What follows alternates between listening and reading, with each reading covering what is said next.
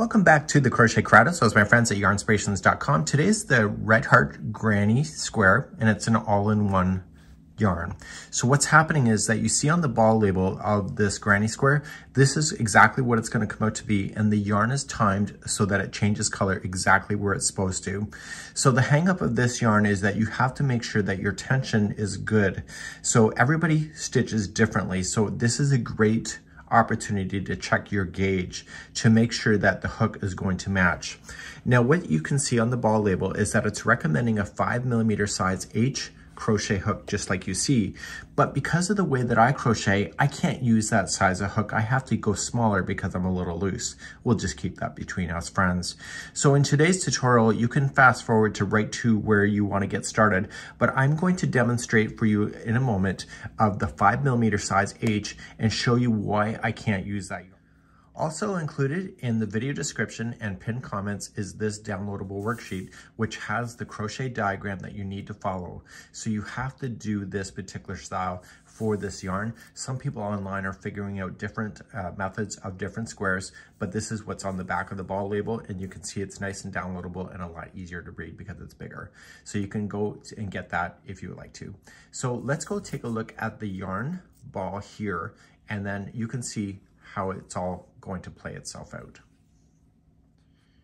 Each one of the ball packages has exactly the color breakdown of the ball itself. So all the different colors, you'll see that the square is different. So what you want to see is the coloring itself. So you can see it's like a greenish right in the center, and it ends with white. So when you see the white here, that is the end of a sequence. So what you need to do is that you need to go from the center of the ball, and you're just going to pull it out. And you will notice that the white is the last part of the square, but this is the start. So what we need to do first is cut the yarn exactly where that transitions. And then this is the very beginning.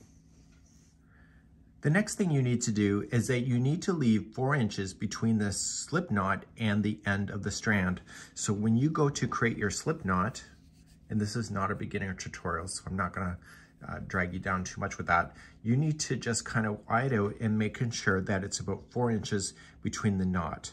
So you can see it's a little bit over. So when I go to pull on that to there, you can see that it's a little bit too much. Okay. So what I want to do is just shorten it up again and try again in making sure that you get that. So just kind of eye it up. And in experience, you will be able to figure this out and get quicker. And usually we don't ever pay attention to those tail ends. And so we're going to try again. So what I'm going to do is that I'm going to get myself, so it's 4 inches, and I'll try again off camera. So I want to show you this part of the process because this will happen to you until you get more comfortable. So now it's approximately 4 inches. So we can just put the tape measure away, and then we're gonna try the first round, and we're gonna see if this hook is even gonna do it. So this is what's recommended, but as I mentioned, this is not the hook size for me. And let's try the first round. To begin, we're going to just chain 4. So 1, 2, 3, 4, and then just go into the starting chain, and then yarning over, pulling it through and through. And that was the start. Let's do round number 1. Round number 1 is really going to determine if the hook size is too big or too small for you. So you're going to chain 6. So 1, 2, 3, 4, 5, and 6. And then going into the center, I wanted to put in 3 double crochet. So how I will know if it's too big or too small is that the yarn will transition before or after I'm ready for it to transition. So this hook, because I'm a loose crocheter, is using more millimeters per stitch. And so now I'll chain 3. So it's using more millimeters per stitch, and therefore I'm absorbing more yarn than I need to in order to hit that transition. So now we're going to put 3 more double crochet in. So I'm going to run a real tutorial after this. I want to make you aware that the hook size matters. So chain 3. And what I would do is off to the side, pull out the yarn a little bit so that you can see when the transition is going to happen, because there's ways to self-correct just in case you're off slightly. But if you're way off, there's no way to correct without having to really rip it out. So then chain 3. and then back into the center here. And look, I still have one more to do and the yarn has already changed color. So this means that this hook size, even though it's recommended on the ball, I'm a loose crocheter. So when I go to join it and slip stitch, the color has started too soon. So what I need to do is that if that happens to you, you need to reduce your hook. So in my case, I need to go to a 4.5mm size G. If at this point that you have got to here and the yarn hasn't changed yet, you need to increase your hook size.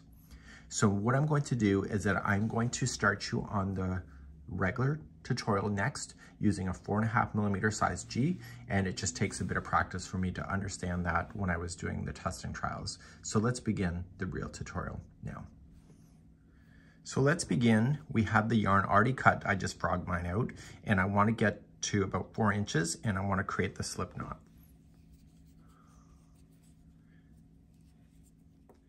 So laying it down, you can see it's 3.5. It's too short. So what I want to do is retry again.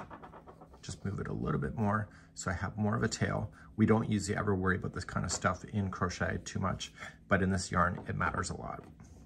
So there we have 4 inches is right there. So let's begin and start this project. As I mentioned in the trial, just pull out the yarn just enough so that you can see when the transition is going to happen.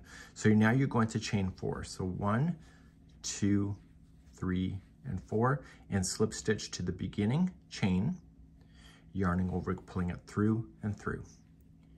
And now let's start round number 1. In round number 1, we want to chain 6. So 1, 2, 3, that's a double crochet, and 4, 5, 6 is a chain 3 space. In the center of the ring, I want you to place in 3 double crochet.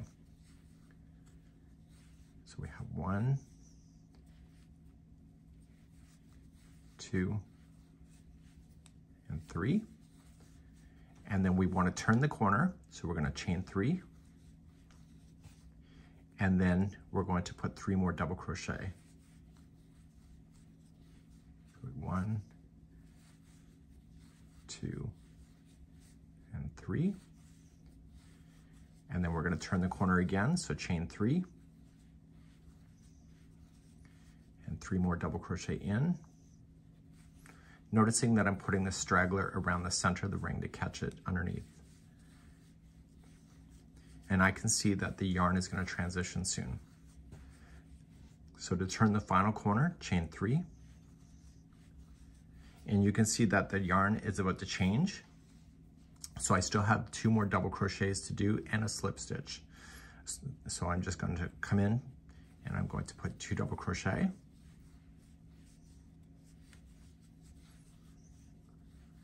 And a slip stitch. We'll take you right to, so it's the 3rd chain up, slip stitch, and you can see that I hit it perfectly. So if you needed to, the transition wasn't right there, what you can do is hold the yarn tight, and I'll explain that in a future round as we go. But I'm going to start you with round number 2. So to start round number 2, this is what we're going to do. So now that we know that the transition is perfect, you're going to have success for this for the most of it, as long as you don't lose your control. So you want to make sure that you are going to slip stitch to the first one here, and then you were going to chain a total of 6. So 1, 2, 3, 4, 5, and 6, and put into this corner 3 more double crochet. So you want to be consistent about the tension in your hands.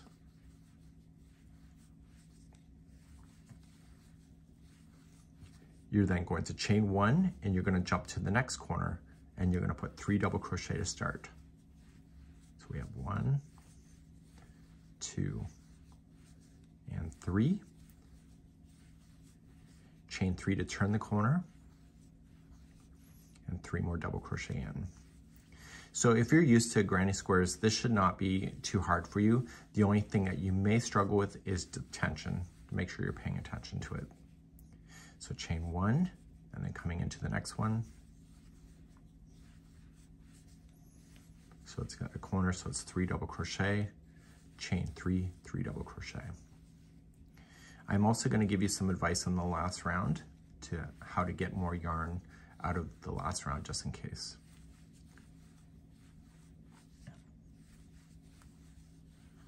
I'm going to chain 1. I'm going to come into your next corner, 3 double crochet,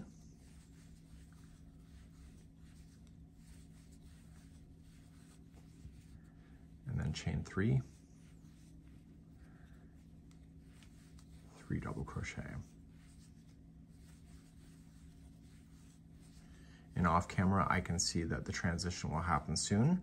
So I'm going to chain 1, and you can just see, I'm just going to pull it off so you can see it. So it's right there. So I still have to do 2 more double crochets into the beginning and a slip stitch. So we have 1 and 2 and a slip stitch. So what's the problem here? The problem is that the yarn is not transitioning to here. So what I'm doing is that I'm being a little too tight. So what I would like to do, and this is part of your learning experience, is that you're going to want to frog half of it out. Okay, so just half. And so you can see, then you just want to be a little bit looser. So if you were a certain tension, just ease off on it a little bit and provide a little bit more swing in your hook and provide a little bit more yarn per stitch. Just relax, basically, because you were so tense that it was ending too soon. Okay, and we'll keep trying. So we're just gonna redo the stitch work with a little more swing in your hook. And 1, 2, 3 to turn, 3 more double crochet. So sometimes we're scared about that transition and then we tense up too much and then make it worse. So chain 1 and then still put 2 into the first. Look where the transition is, it's right here. We still have another double crochet to do.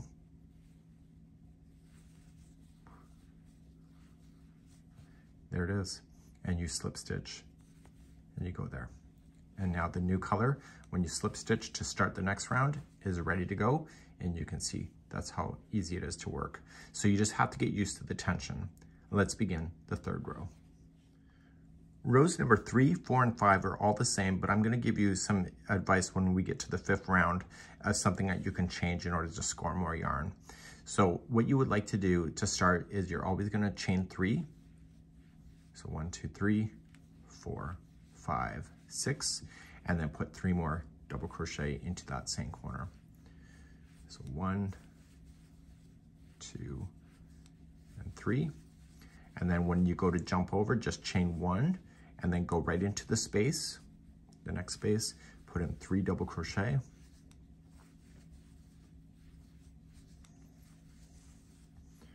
Chain 1 and then you have a corner. So 3 double crochet, chain 3, 3 double crochet.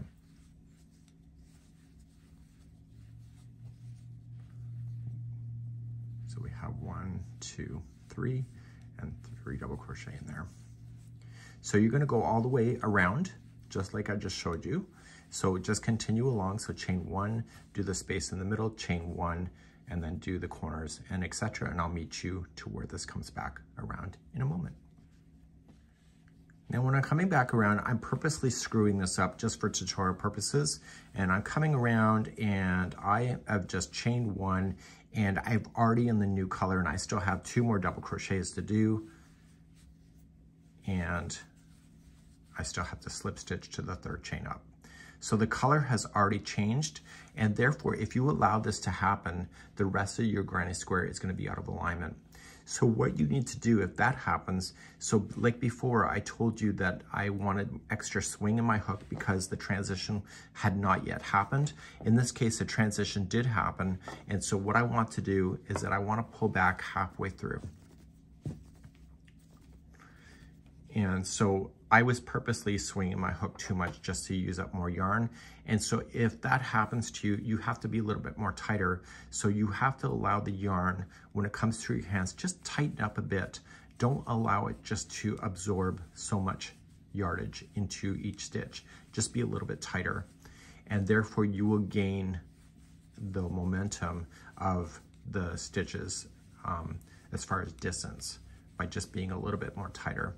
Now you can't feel it going through my hands right now, but it's a little more tighter than it was. And so what I'm trying to do is make that yarn stretch a bit so that I can get to where that transition needs to be.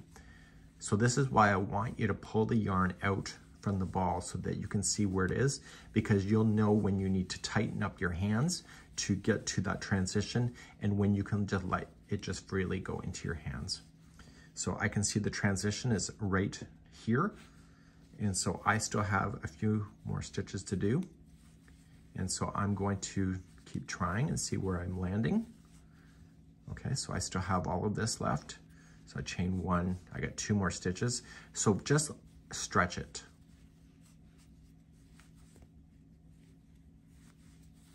Okay, so you can see I missed it again.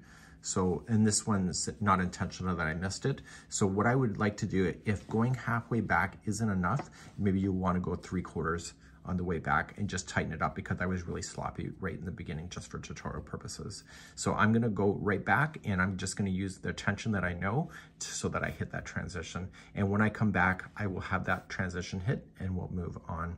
So that's how you be able to stretch your yarn if you need more yarn, and then how you can absorb more yarn by swinging your hook more. So those are the 2 ways to do it.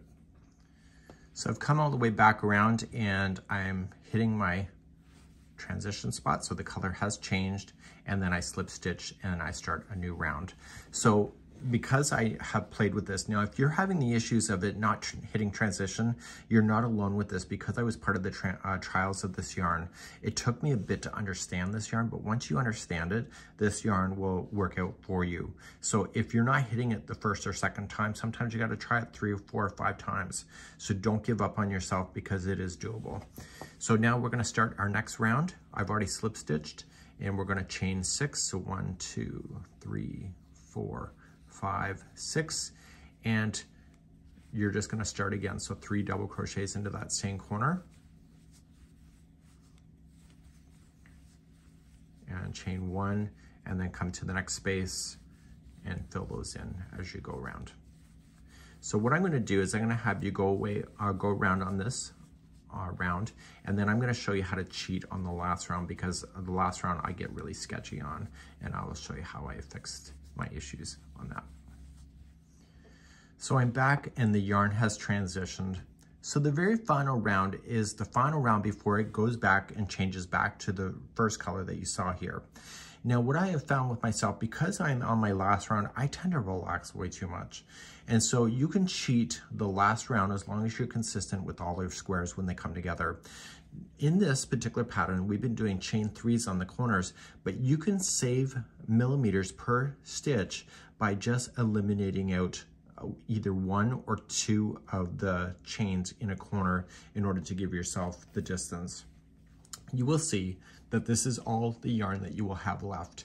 So if this freaks you out a little bit and this is the chain 3 in the corners, you can eliminate some of the chain work in order to get more yardage at the end.